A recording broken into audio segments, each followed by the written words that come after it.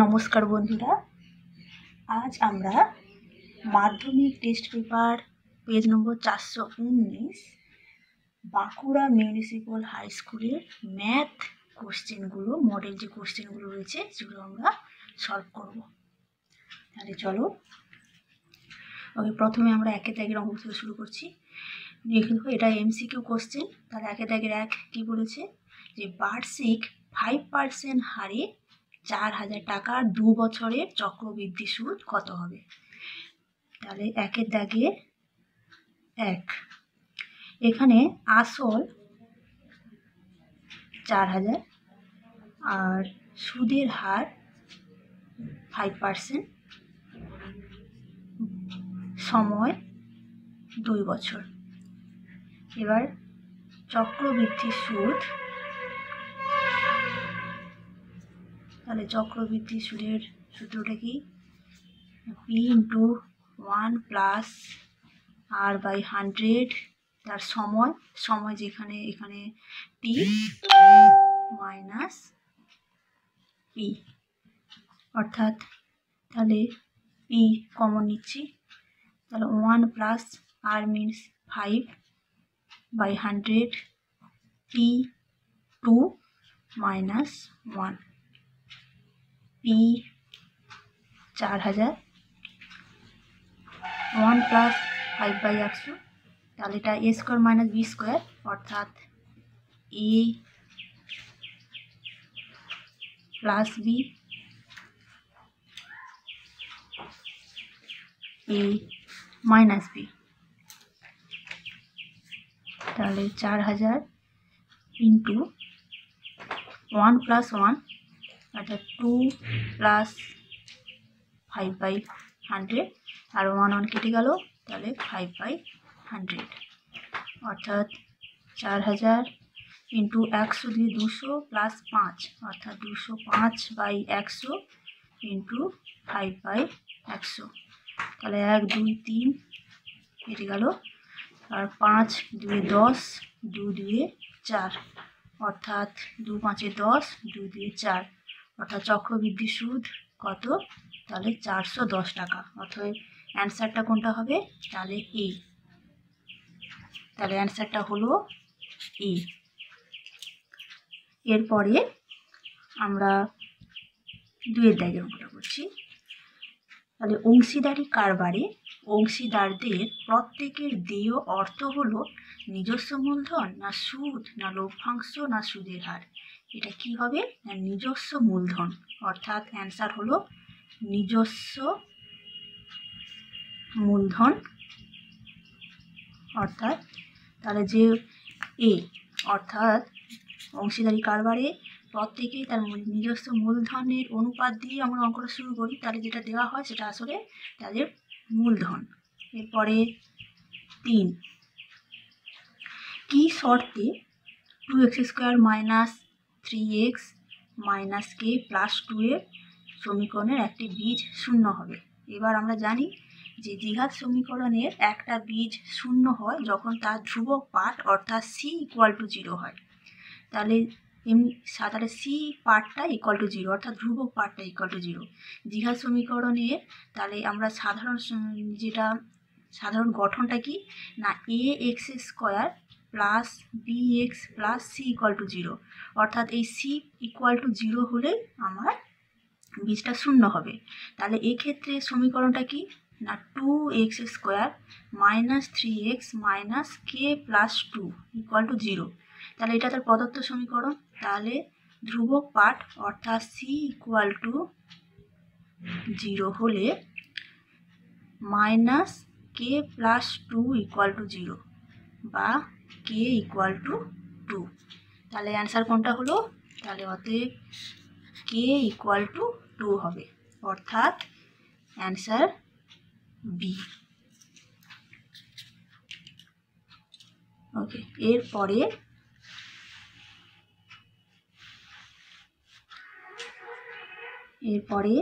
চারিদাগে ও কেন্দ্রীয় ABC সমবাহু ত্রিভুজের পরিকেন্দ্র ও হলে বিওসির মান কত? তাহলে একটা পরিকেন্দ্র, একটা ত্রিভুজ রয়েছে, এটা পরিকেন্দ্র।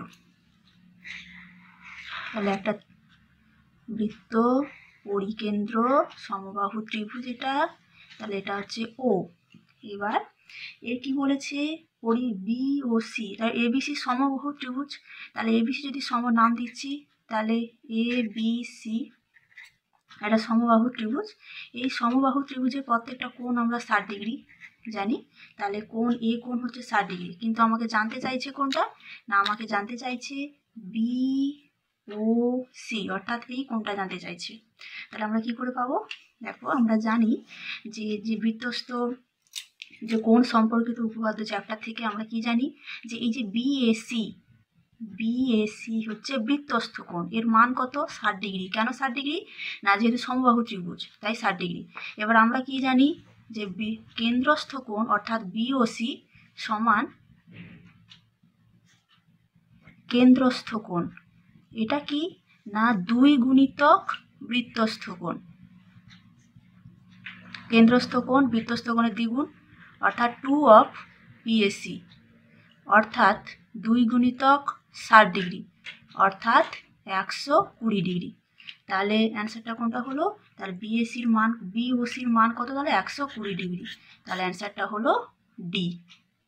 ওকে, এরপরে নেক্সট, এরপরে রয়েছে 5। এখানে কি রয়েছে অঙ্কটা পড়ে নিচ্ছি।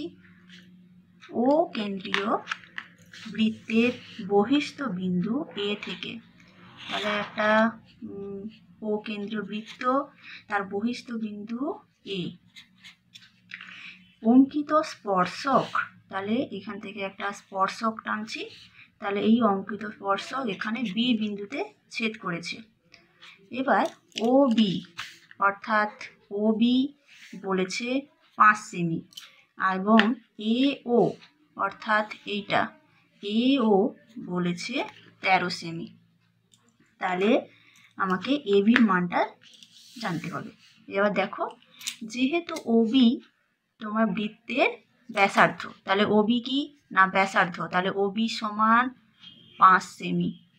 ও বি ব্যাসার্ধ, এ বি স্পর্শক, এ বির ওপরে ও বি কিন্তু লম্বভাবে দাঁড়িয়ে, যেটা উপপাদ্য আছে জানো তোমরা, যে স্পর্শকের উপরে ব্যাসার্ধ যে দূরত্ব কেন্দ্রের আছে লম্ব, তাহলে ও কোণ ও বি এ হচ্ছে 90 ডিগ্রি, অর্থাৎ এ ও বি সমকোণী ত্রিভুজ।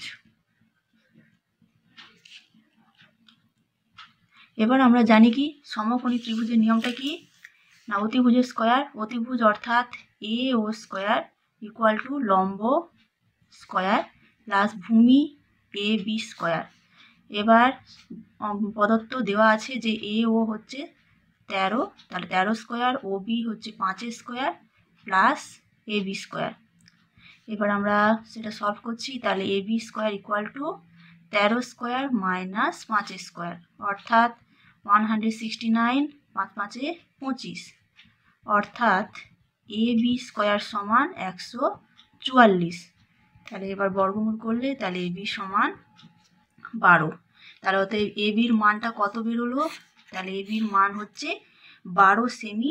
অ্যান্সারটা তাহলে কোনটা হলো না, অ্যান্সার হলো এ। ওকে, তাহলে 5-এর দাগের অ্যান্সার হলো ই। এরপরে 6-এর দাগে একটা ঘনকের আয়তন 64 ঘন সেমি। এবার আমরা জানি এটা ঘনকের, তাহলে সমস্ত বাহুগুলোই সমান, তাহলে যদি একটা ঘনকের যদি একটা বাহু যদি এ সেমি হয়, তাহলে ধরে নিচ্ছি, তাহলে ধরি ঘনকের বাহু এ সেমি, তাহলে শর্তানুসারে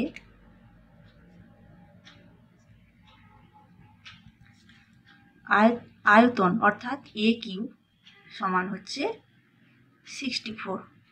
ওকে, তাহলে এ সমান কত 4, তাহলে বাহু পেয়ে গেলাম 4। এবার তার কর্ণের দৈর্ঘ্য, তাহলে ঘনকের কর্ণের দৈর্ঘ্য সমান হচ্ছে √3 ইন্টু বাহু, অর্থাৎ √3 ইন্টু বাহুর দৈর্ঘ্য কত পেয়েছি, এই যে এখানে পেলাম বাহুর দৈর্ঘ্য কত 4, তাহলে 4 √3, যেহেতু একক দেওয়া আছে সেমি, তাহলে অ্যান্সার হলো 4√3 সেমি। তাহলে অ্যান্সার কত না 6 থেকে অ্যান্সার হলো সি, 4√3 সেমি।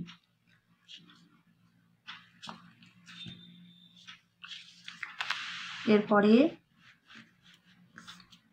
2 দাগে রয়েছে শূন্য স্থান পূরণ করো। দেখো 2 দাগের 1, 400 টাকার 10 বছরের সরল সুদ 280 টাকা। অর্থাৎ আমরা সুদের সূত্রটা কি জানি, PRT/100। তারপরে এখানে 400 আর বের করতে হবে, টি হচ্ছে 10 বছর আর PRT/100 এটাই দেওয়া আছে কত, 280 টাকা। তাহলে এক্ষেত্রে যদি তাহলে আর সমান 280/4 গুণিতক 10 অর্থাৎ 4 7 28 অর্থাৎ আর ইকুয়াল টু 7। তাহলে অ্যান্সার কত পার্সেন্ট সুদের হার না 7% সুদের হার। তো অতএব অ্যান্সার হলো আর ইকুয়াল টু 7%। এরপরে 2 দাগে একটা ব্যবসায় এ ও বি এর মূলধনের অনুপাত 3:5। তাহলে A/B সমান 3:5। তাহলে এর মোট লাভের 60 টাকা পেলে বির কত পাবে। তাহলে এখানে যদি ধরো তাহলে এ যদি 3 টাকা পায়, বি হচ্ছে 5 টাকা পাচ্ছে। তাহলে এ যদি 60 টাকা পায়, তাহলে আমি এখানে যদি 60 করি, তাহলে 20 দিয়ে 60 করতে গেলে 20 দিয়ে গুণ করতে হবে। তাহলে এক্ষেত্রেও আমাকে অনুপাত যেহেতু একই সংখ্যা দিয়ে গুণ করতে হবে, তাহলে 20 3 60 = 20 5 100। তাহলে অতএব এ যদি 60 পায়, বি পাবে কত না 100। তাহলে অ্যান্সার কত না বি হচ্ছে 100 টাকা। তাহলে বি পায় 100 টাকা। তাহলে বি কত পাবে না 100 টাকা।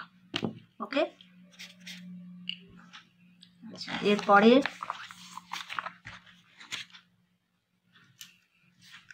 2 দাগে 3 কি রয়েছে, দুটি চলরাশি পরস্পর ব্যস্ত ভেদে থাকলে তাদের গুণফল ড্যাশ হয়। তাহলে ধরে নিচ্ছি এক্স আর আরেকটা চলরাশি ওয়াই, ওটা ব্যস্ত ভেদে রয়েছে। তাহলে এক্স এভাবে রয়েছে, তার মানে এখান থেকে কি পাই যে এক্স সমান k/y, বা এখান থেকে পেলাম xy সমান k অর্থাৎ ধ্রুবক। তাহলে অ্যান্সার কি, তাহলে তাদের গুণফল কত হবে, এক্স আর ওয়াই এর গুণফল হচ্ছে ধ্রুবক। ওকে, এরপরে 4 পি সমান √5 প্লাস √3 এবং দেওয়া আছে পি কিউ ইকুয়াল টু 1। তাহলে কিউ এর মান কত হবে। এবার দেখো আমরা জানি, তাহলে এখান থেকে পাচ্ছি কি কিউ সমান 1/p অর্থাৎ 1/√5 প্লাস √3। যেহেতু দ্বিঘাত করণী, নিচে হরের কোঅর্ডিনেশন করতে হবে, তাহলে ঠিক তার প্রতিযোগী করণী বা অনুবন্ধী করণী যেটাই বলতে পারো, বা করণী নিরসন করার জন্য যেটা আমরা উৎপাদক ব্যবহার করি √5 - √3, সেটা আমরা দিয়ে গুণ করছি। তাহলে √5 - √3, তাহলে লব হচ্ছে √5 - √3, নিচে √5 এর হোল স্কোয়ার অর্থাৎ 5 - a² - b²। তাহলে a + b * a - b, a² মানে √5 এর স্কোয়ার মানে 5 মাইনাস √3 স্কোয়ার মানে 3। অর্থাৎ অ্যান্সার হলো 1/2 ইন্টু √5 মাইনাস √3। তাহলে কিউ এর মান কত, তাহলে অতএব কিউর মান হচ্ছে 1/2 ইন্টু √5 মাইনাস √3। তাহলে অ্যান্সার হলো কিউ সমান 1/2 ইন্টু √5 মাইনাস √3। এরপরে 5 দুটি বৃত্তের ব্যাসার্ধের দৈর্ঘ্য 4 সেমি ও 5 সেমি। তাহলে দুটো বৃত্ত আঁকলাম, এরা পরস্পর বহিঃস্পর্শ করছে। তাহলে দুটি বৃত্ত ভাবে আঁকলাম। এবার এদের ব্যাসার্ধের দৈর্ঘ্য, তাহলে একজনের 4 আর একজনের 5। তাহলে O1 আর হচ্ছে O2 দুটো ব্যাসার্ধ কেন্দ্র। তাহলে এই দুটো কেন্দ্রদ্বয়ের মধ্যে দূরত্ব কত। তাহলে আমরা জানি যে বৃত্ত দুটো যদি বহিঃস্পর্শ করে তাহলে তাদের হচ্ছে কেন্দ্রদ্বয়ের মধ্যে দূরত্ব হচ্ছে তাদের ব্যাসার্ধের যোগফল। তাহলে কেন্দ্রদ্বয়ের দূরত্ব সমান হচ্ছে ব্যাসার্ধের যোগফল, ব্যাসার্ধ দুটির যোগফল। তাহলে অর্থাৎ কেন্দ্র দূরত্ব সমান হচ্ছে ব্যাসার্ধ দুটির যোগফল। তাহলে ব্যাসার্ধ দুটি কি 4 + 5 সেমি অর্থাৎ 9 সেমি। তাহলে অ্যান্সার কত হলো না 9 সেমি। ওকে, এরপরে 6 দাগে একটা নিরেট অর্ধগোলকের ব্যাসার্ধের দৈর্ঘ্য r একক হলে তার সমগ্রতলের ক্ষেত্রফলকে, এটা গোলকের যেহেতু নিরেট অর্ধগোলক বলেছে, এবার নিরেট অর্ধগোলক ক্ষেত্রে সমগ্রতলের ক্ষেত্রফলের সূত্র কি না 3πr²। অর্ধগোলক বলেছে তাই আবার অর্ধগোলক এবং নিরেট তাই 3πr², আর ফুল হলে 4πr², আর ফাঁপা হলে 2πr²। তাহলে এখানে যেহেতু নিরেট বলেছে, নিরেট এবং অর্ধগোলক, তাহলে 3πr²। সমুদ্রের ক্ষেত্রফল হলো 3πr², আর হচ্ছে তার ব্যাসার্ধ। ওকে,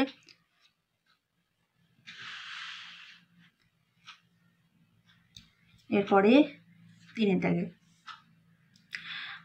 দাগের 1, এখানে সত্য মিথ্যা যাচাই করো।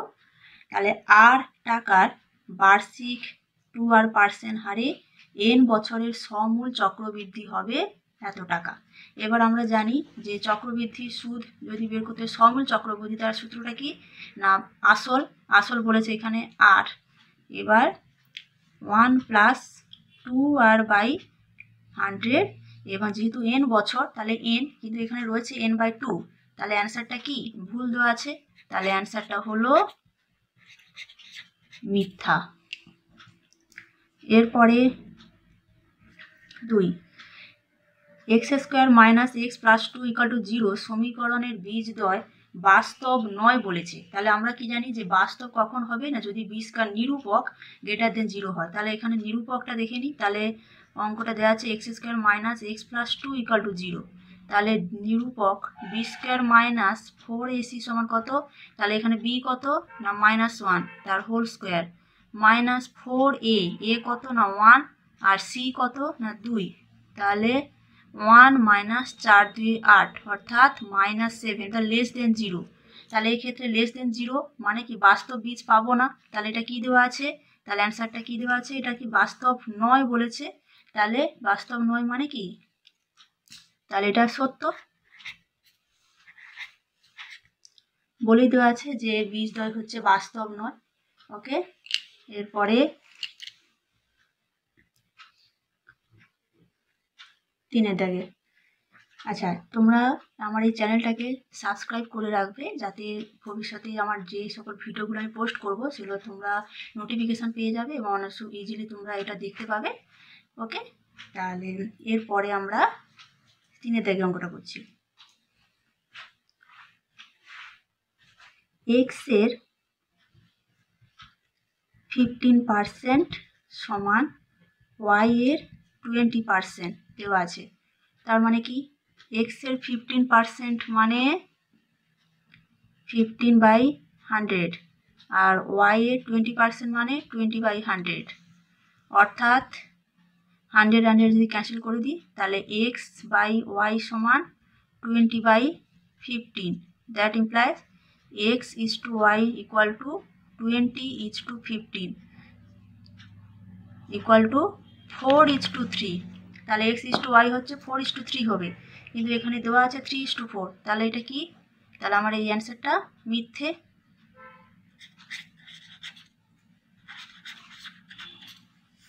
তাহলে 3 দাগে 3 অ্যান্সারটা হলো মিথ্যা।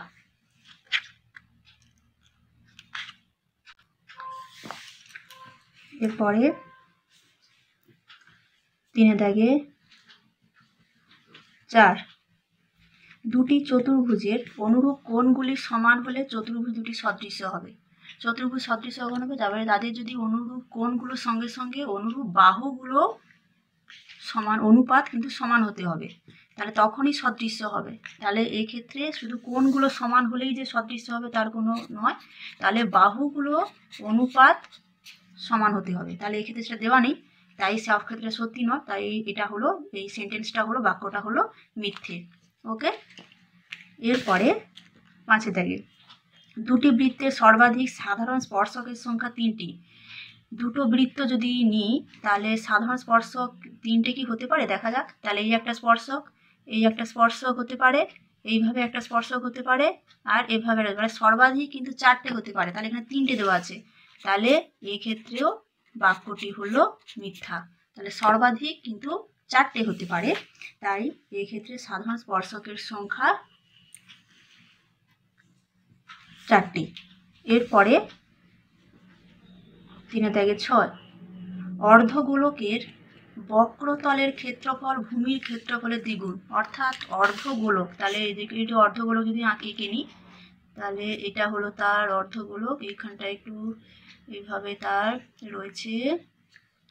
এই অর্ধগোলকের, তাহলে এটা একটা ব্যাসার্ধ, এই অর্ধগোলকের কি বলেছে বক্রতলের ক্ষেত্রফল। বক্রতল মিন্স এই তল, তাহলে এটা তার বক্রতল। এবার বক্রতলের ক্ষেত্রফল আমরা কত জানি, 2πr²। আর ভূমি মিন্স এই যে এই অংশটা, তাহলে ভূমির ক্ষেত্রফল, তাহলে ভূমির ক্ষেত্রফল কত πr², যেটা সার্কেল। তাহলে ভূমির ক্ষেত্রফল হচ্ছে